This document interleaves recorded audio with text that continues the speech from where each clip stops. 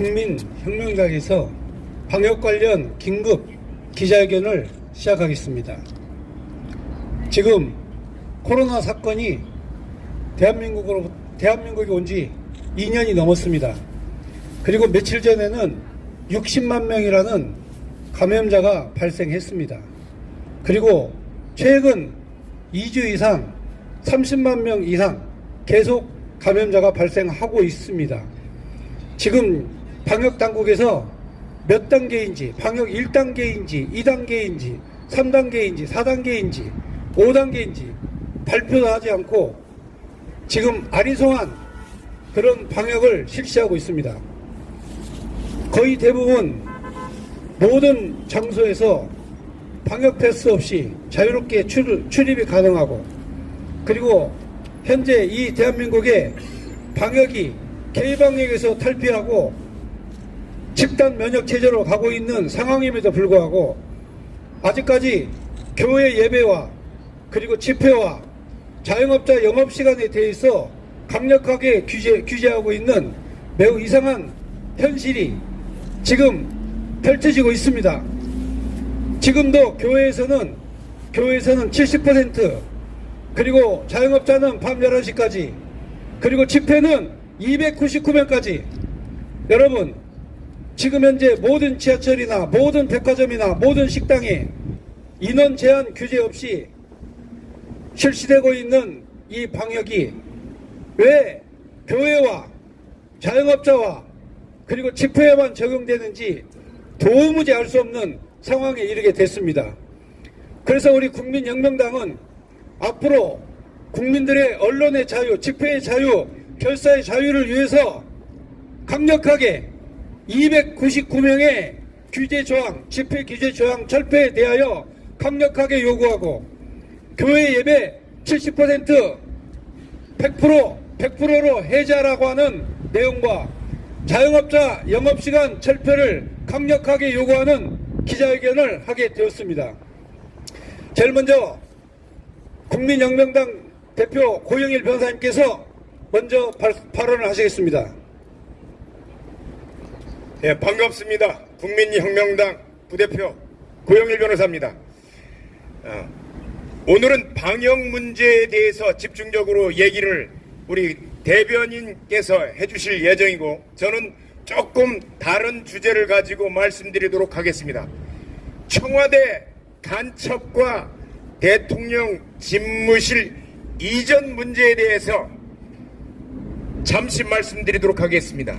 2022년 3월 17일 지난주입니다.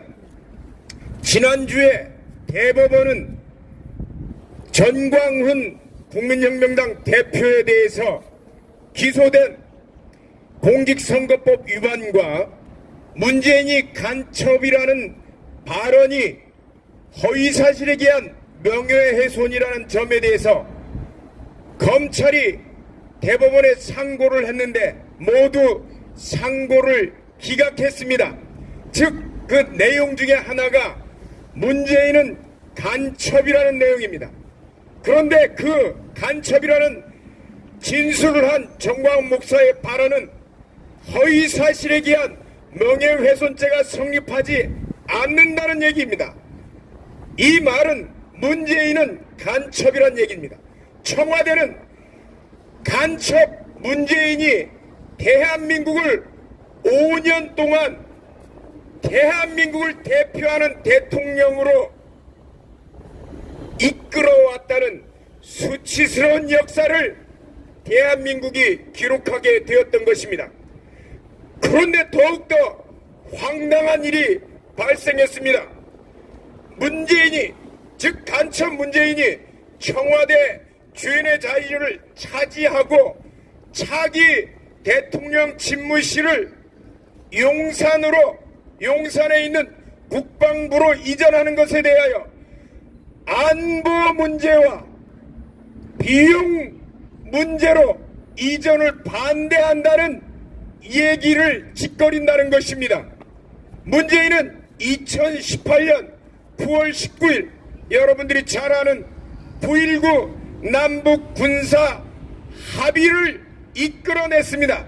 그 내용은 휴전선 전방에 위치한 지피를 초소를 다 파괴하고 그리고 북군의 기동훈련을 다 정지시키는 군사시설 파괴 이적 행위와 그리고 일반 이적 행위 즉 사형 무기에 해당하는 죄를 저지른 장본인이 대한민국의 안보 문제를 거론하면서 용산 국방부 내로 대통령 집무실을 이전하는 걸 반대했습니다.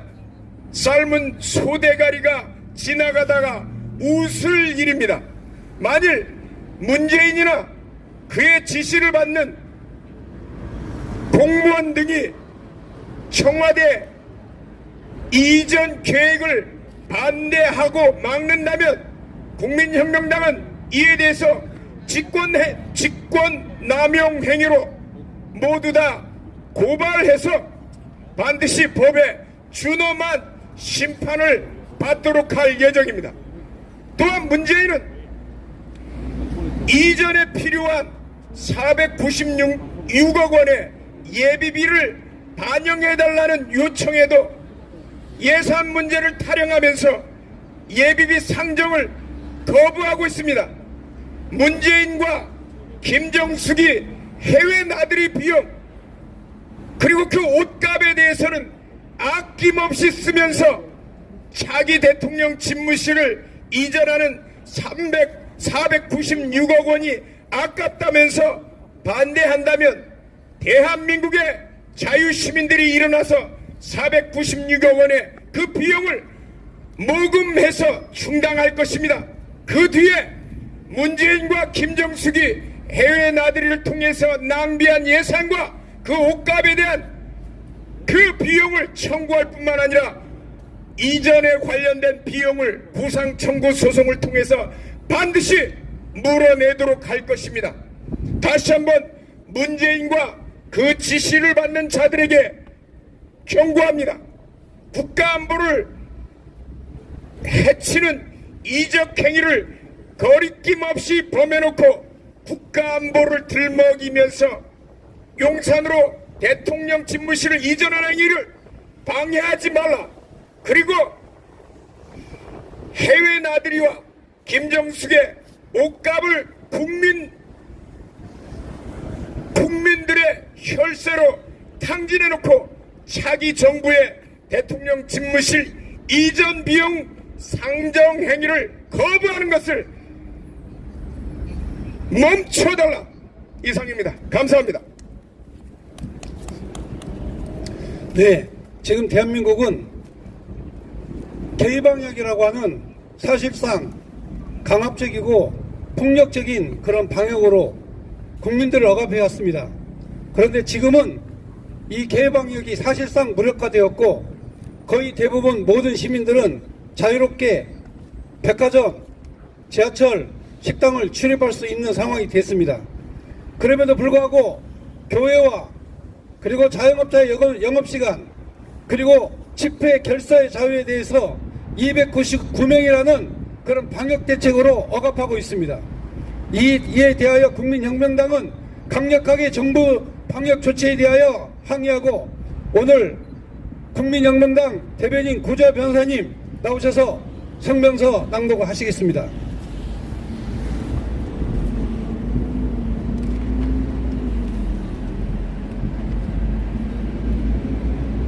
반갑습니다. 국민혁명당 대변인 구주화 변호사입니다. 성명서 발표하겠습니다. 방역 제한 철폐하고 예배, 집회, 영업의 자유를 온전히 보장하라. 지난 17일 우리나라의 코로나19 하루 확진자가 62만 명을 넘으면서 인구 대비 미국의 하루 최대 확진자 수보다 무려 3배 이상을 기록하였고 이로써 문재인 정부의 유일한 자랑거리였던 K방역은 코리아라는 이름의 명예훼손만 한 채 실패로 끝나고 말았다.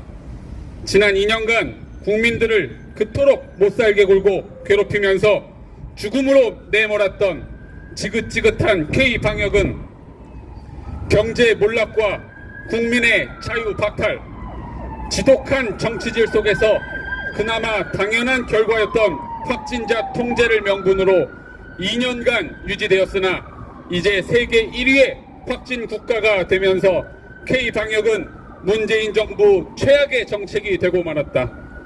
오미크론은 이미 통제 불능이 되었고 손영래 중대본 사회전략반장은 지난달 확진자 폭증은 장기적으로 긍정적이라고까지 말하며 2년간 피눈물 흘리고 고생하고 고통받았던 국민들을 우롱했다. 오미크론 대확산으로 국내 방역이 거의 해제되고 있는 상황에서 문재인 정부는 끝까지 정치 방역질을 해대며 치졸한 모습을 보여주고 있다. 어제부터 적용되는 사회적 거리두기 조정안에 따르면 종교활동은 최대 299명, 정원의 70%까지 참여 가능하고 취식과 통성기도 합창이 금지되며 집회와 행사는 최대 299명까지 허용되고 영업 제한 시간은 밤 11시까지로 제한된다. 그야말로 원칙도 기준도 없는 정치 방역질이 아닐 수 없다.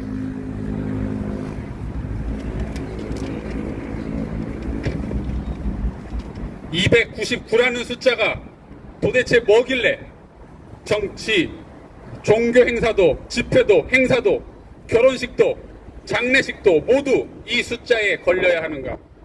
수천 명이 입장할 수 있는 대형 교회에도 299명까지만 입장 가능한 것을 과연 어느 국민이 이해할 수 있겠는가? 지난 대선 유세에서 각 지역마다 수천 명씩 운집하며 환호성을 지르고 후보 이름을 외친 것은 방역수칙 위반이 아니라고 하면서 왜 예배와 집회는 299명만 허용되는 것인지 문재인도 정은경도 아무도 설명해주지 않는다. 무엇보다 이러한 인원 제한은 손영래 반장이 이야기한 것처럼 장기적으로 부정적인 영향을 미치는 방역 방해 요소가 아닌가. 종교시설에서의 취식금지 조치 역시 아무런 이유도 명분도 근거도 없다.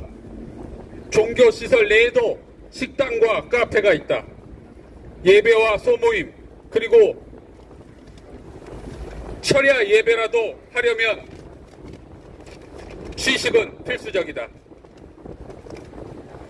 권리라고 말하기도 민망하고 헌법에 규정조차 없는 먹을 수 있는 권리를 문재인 정부는 박탈하고 있는 것이다. 종교를 탄압하는 사회는 미개 사회이다. 민주주의 사회나 문명국가라고 할 수 없다. 현재 세계 최악의 종교 탄압국인 북한에는 인권도 자유도 권리도 먹을 것도 없다. 오직 문재인이 좋아하는 김정은, 김여정 남매와 그 추종 세력들만이 있을 뿐이다. 자유 대한민국이 북한을 닮아갈 수는 없다. 자영업자들은 사적 모임 인원 해제보다 영업시간 제한을 해제해 줄 것을 요구하고 있다. 국민의 바람과 항상 반대로 하는 문재인 정부를 볼 날도 50일밖에 남지 않은 것에 감사하다. K방역을 포기하더라도 국가와 국민을 포기해서는 안 된다.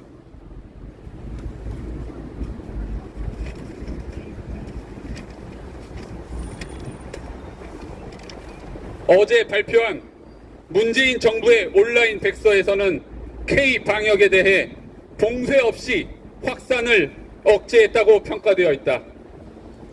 그러나 실제로 봉쇄를 했으나 확산도 억제하지 못했다고 했어야 옳다. 이 2명의 집회도 금지되고 1명의 예배도 금지되었던 것이 봉쇄가 아니면 무엇이었나? 김정은이 3살 때 사격 명수가 되고 6살 때 말을 탔다는 북한의 우상화 교육과 다를 것이 무엇인가? K방역은 실패했다. 경제와 자영업자는 몰락했고 집회와 예배는 무너졌다. 확진자는 아무도 넘볼 수 없는 세계 1위가 되었다. 11시건 12시건 299명이건 10,000명이건 이제 아무 의미도 없는 것이다.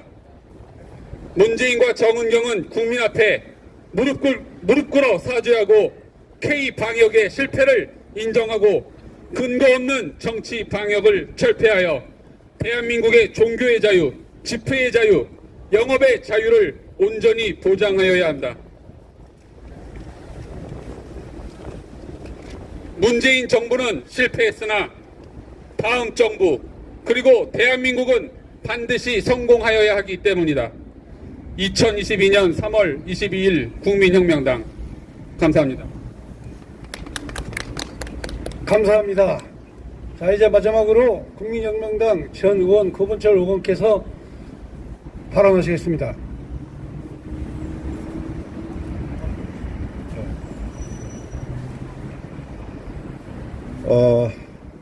윤석열 정권은 어쩌면 가장 수월하고 국민으로부터 전적인 지지를 받을 수 있는 가능성이 99%입니다. 왜냐하면 문재인이가 그리고 그 양아치들이 저지른 모든 그 폐악질과 완전히 반대로만 하면 되는 것. 이 방역 문제도 왜 이 친구들이 이놈들이 이렇게 이런 식으로 저 멋대로 할까? 다 목적이 있겠죠. 모든 게 그렇습니다. 부동산, 탈원전, 외교, 대북 문제, 그리고 방역, 이거 모두 뭔가 뒤에 다 저들 간에 5년 동안 해 먹는 뭔가가 있기 때문에 이러는 식으로 무원칙적으로 지금 저지르고 있죠. 다 밝혀내야 합니다. 일단 윤석열 정부는 문재인 정권의 모든 적폐를 국민 앞에 소상하게 밝혀내는 것. 그중에 1, 2번이 아마 이 정치 방역 문제일 거예요. 이 문제를 소상하게 밝히고 앞으로 윤석열 정권은 이 국민의 건강을 담보로 어떤 속임수도 없을 거라는 거, 이 문제를 더 명확하게 해야 합니다. 그러려면 이 정치 방역 문제를 반드시 그 진실이 뭔지, 왜 이렇게 하고 있는지 밝혀내야 합니다. 우리의 요구입니다. 감사합니다. 네, 감사합니다. 이것으로 국민혁명당 긴급 기자회견을 마치겠습니다. 감사합니다. 참석해주신 우리 언론사 여러분 대단히 고맙고 감사드립니다.